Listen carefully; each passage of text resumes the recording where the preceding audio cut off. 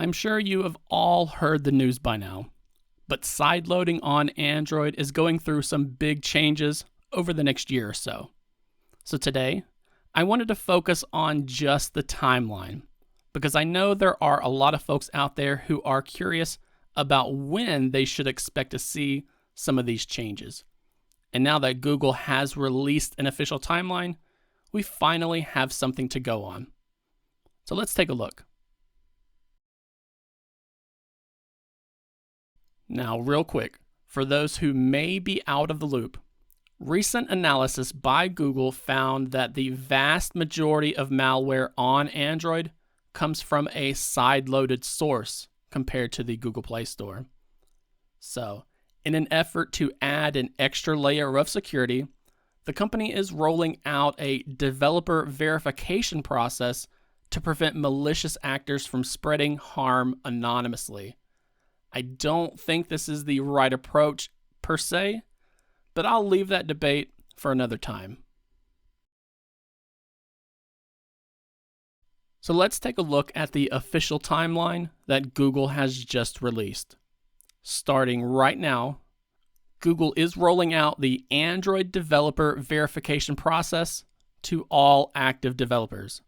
You can currently access this in both the new Android Developer Console and the Google Play Console.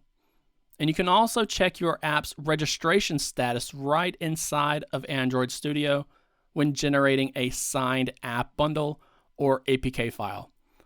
And lastly, you can look at this on the verification page in the Play Console too.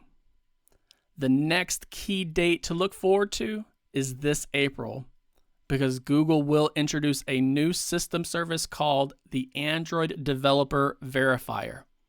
And this service operates behind the scenes, and it will be used to automatically check whether an app is registered to a verified developer or not.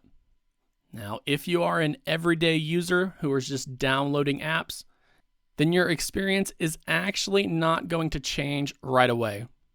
The user-facing protections will begin to roll out later this year, specifically in September.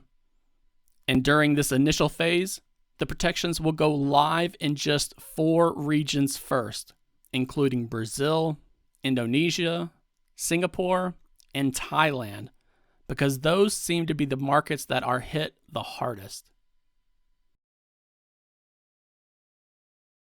After that initial targeted release, the user-side protections will expand globally in 2027. Google is sharing this timeline early to make sure developers have plenty of time to get their verifications sorted out. So, what happens when this deadline eventually hits? Again, for the vast majority of users, installing apps will feel exactly the same. However, if someone tries to install an unregistered app, then things will look a bit different.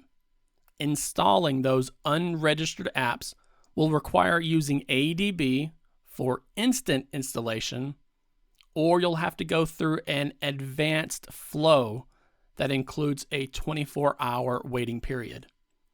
This approach is designed to keep the broader community safe from accidental malware installs, while making a small attempt at preserving the flexibility and openness that power users expect from Android.